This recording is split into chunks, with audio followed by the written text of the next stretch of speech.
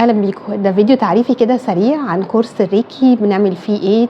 يعني هنعدي على ال3 مستويات كده سريعا، نتكلم اصلا هستفيد منه ايه. مبدئيا ايه هو الريكي؟ الريكي مدرسه من مدارس العلاج بالطاقه. هي الطاقه بتعالج او بتعالج ايه؟ يعني انا اتوقع من الكورس ده اني اطلع بعالج ايه؟ بعالج امراض جسديه، امراض يعني امراض عضويه، امراض نفسيه، او مشاكل شعوريه، يعني اضطرابات شعوريه، او حاجات بسيطه، يعني من متضايق لمرتاح، من ما بعرفش انام لعارف انام، من عندي مرض مناعي للحمد لله قادر امانج المرض دي الى ان ينتهي تماما. بعض الامراض العضويه الكبيره، يعني بعض الامراض المزمنه زي سكر، زي ضغط. فبنتعلم اصلا الامراض دي جايه منين. يعني هعالجها كده هبقى عندي القدره السحريه اني اعالج المرض؟ لا، هو المرض طاقيا ليه مسببات واضحه جدا ما بتتغيرش. احنا بنعمل ايه في العلاج بالطاقه؟ انا بشوف مسببات المرض اللي عملت لي هذا السبب، بشيل معيقات التشافي. خلينا نقول احنا ما بنشفيش، لكني بتعلم ازاي اشيل معيقات التشافي، معيقات التوازن.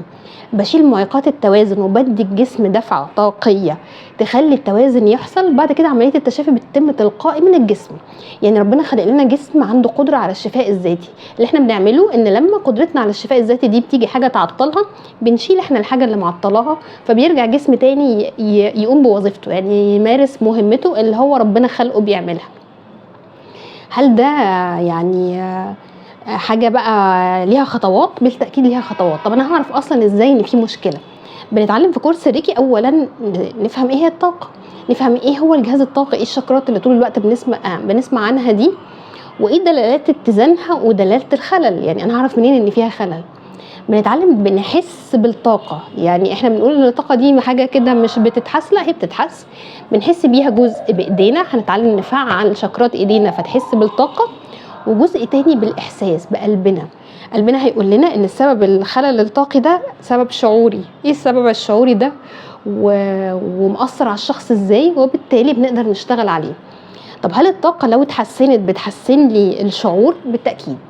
هل الطاقه لو اتحسنت بتحسن لي الحاله الصحيه؟ بالتاكيد برضو. فبنتعلم ازاي نقوم بده كله. بنتعلم قبل ما اشتغل على حد غيري لازم اشتغل على نفسي، فبتعلم الاول اعالج نفسي. وما ينفعش اعالج غيري بصراحه وانا مش معالج نفسي، او انا ما بشتغلش على نفسي، ما بساعدش نفسي، اقول لا ده انا بس هبقى معالج. يبقى ده انا كده بضحك على الاخرين وعلى نفسي اولا. فبنتعلم اولا نعالج نفسنا. جهازنا الطاقي ده عباره عن ايه، وازاي نحافظ عليه كاشخاص قبل ما نكون معالجين. بنتعلم عمليه العلاج بتتم ازاي، وعمليه سريان الطاقه المتزنه بتتم ازاي في جسمي كمعالج، وازاي هقدر اقدم ده للعميل، واقدم ده بطريقه امنه ليا وللعميل. لان كتير بيقعدوا يشتكوا انا بتعب، انا مش دارس بس انا بحاول بعالج فبتعب، او العميل يتعب. فاحنا بنتعلم الصح اللي المفروض يتعمل، فلا نتعب ولا العميل يتعب، لا نتاذي باي شكل من الاشكال ولا العميل يتاذي.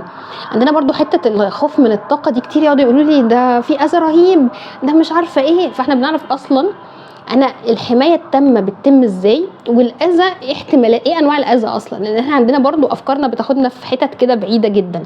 فهنعرف الصح فين والغلط فين وتجنبه ازاي. اتجنب اني اقع فيه، واتجنب اني اتعرض ليه بجميع الاشكال. من الموضوعات برضو الحلوه جدا الاحبال الطاقيه دي، من الموضوعات اللي انا شخصيا بحبها جدا، لانها بتبقى حل سبب وحل لحاجات كتيره جدا. فبنتعلم ايه هي الاحبال الطاقيه، بتتم ازاي، تاثر عليا ازاي، واتخلص منها بشكل كويس ازاي. في المستوى الثاني من كورسنا بنتعلم بقى تقنيات اعلى شويه. بنكون كبرنا سنه، عرفنا حسينا بالطاقه بشكل كويس، فنقدر نشتغل عن بعد. هل ده بيحصل؟ يعني هل في حاجه اسمها ازاي اعالج عن بعد، وازاي جلسه تبقى عن بعد؟ بالتاكيد احنا كل حاجه دلوقتي بنعملها عن بعد. يعني انا بكلم حضراتكم عن بعد دلوقتي في مكاني اللي انا فيه. فكل حاجه بتتم عن بعد لو فهمنا طبيعه الطاقه، تردد الطاقه، الذبذبه الطاقيه بصفتها. فبنتعلم ازاي نعمل جلسات عن بعد، ازاي نعالج عن بعد. وبنتعلم كمان ازاي نوصل لاهدافنا بطرق اسهل، ازاي نحققها بطرق، ازاي اصلا الاهداف دي بتحصل ازاي، وازاي اكون على نفس تردد اهدافي فاقدر اوصل لها بشكل سهل ومرن. بناخد شويه تقنيات كده للتعامل مع الصدمات، مع طاقه الصدمه. لان انا بالنسبه لي اي حاجه بمر بيها في حياتي عموما هي ليها طاقه. الطاقه دي لو الحاجه دي تقيله شويه او علمت فيا شويه بتتخزن في هالتي، فالصدمه بتفضل معايا. والصدمه او اي طاقه سلبيه هي تقل، هي حاجه تقيله متقله عليا حياتي. فبنتعامل مع طاقه الصدمه وازاي اقدر اتخلص منها، وازاي يقدر يتم فيها التشافي ليا وللاخرين، ليا او لغيري. كتير بيسمعوا عن الرموز واوعى الرموز وحسب الرموز، فبنفهم كويس جدا ايه الرموز الطاقيه، اساسها ايه اصلا، ايه هي رموز الريكي بقى. لان رموز الريكي دي في غايه البساطه واللطافه والسهوله، فبنعرف اصلها، طاقتها هي ايه، هل لازم نستخدمها ولا لا، وبنستخدمها في ايه، وممكن تساعدنا ازاي. بنتعلم كمان ازاي نشتغل بشكل شويه، يعني خلينا نقول بقى ادق شويه، ازاي احلل المرض. يعني احنا في اول مستويين بنتعلم نعالج، اشوف الصدمه، طاقه الصدمه احس بيها واعالج بيها.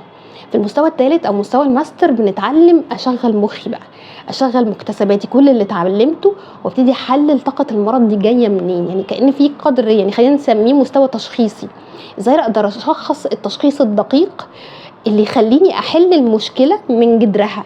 يعني ما اقعدش اشتغل هيلينج هيلينج هيلينج، يعني ازاي اقدر اشتغل. خلينا نقول ان في المستوى الثالث بتعلم ازاي اشتغل بدقه، بسرعه، واجيب المشكله من جذرها عشان اقدر احلها بشكل مثالي وعشان ما تتكررش. يعني شويه يبقى محتاج وعي شويه، محتاج مذاكره شويتين، ومحتاج ممارسه بشكل كبير. الكورس ده لمين؟ او ممكن يساعد مين؟ لاي حد عايز يساعد نفسه، لاي حد سامع كتير قوي عن الطاقه وعايز يكون فيها محترف. الكورس احترافي جدا، في شغل كتير جدا، في ممارسه كتير جدا. يعني لو انا عايزه اتعلم كده وممارس او ما مارس اثناء الكورس، فهيبقى كاني ما اتعلمتش حاجه. فبرضه لازم اكون عارف ان انا لا، لازم اطبق على نفسي اولا عشان احس. يعني انا بقول ان انا اهم حد انجح حالاتي، او الحاله اللي هي اول نموذج ليا للنجاح يكون نفسي. فاتعلم على نفسي واطبق على نفسي اولا، وبعد كده هتعلم على الاخرين بالتوازي طبعا. يعني لازم هشتغل على الاخرين في نفس الوقت واشوف نجاحات، فاقدر يعني اقدر اشوف اصلا تاثير اللي انا بعمله ايه. يعني ده بشكل سريع.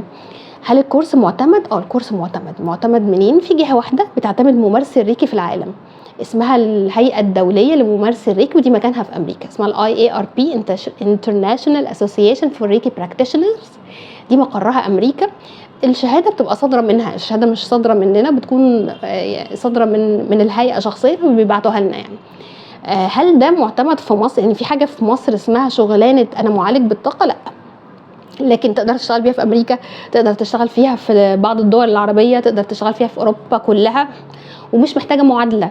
يعني انا لما اجيش مثلا اشتغل في امريكا فهضطر اعيد او اعدلها، لا خلاص، هي دي الشهاده المؤهله الوحيده، وهي دي الشهاده اللي اقدر انا نفسي اطلعها يعني لو حد فيكم عايز يكمل، عايز هو نفسه يبقى مدرس، يقدر يطلع من نفس الهيئه. يعني طالما شهادته صادره من نفس الهيئه، يقدر هو كمان يطلع شهاداته من نفس الهيئه.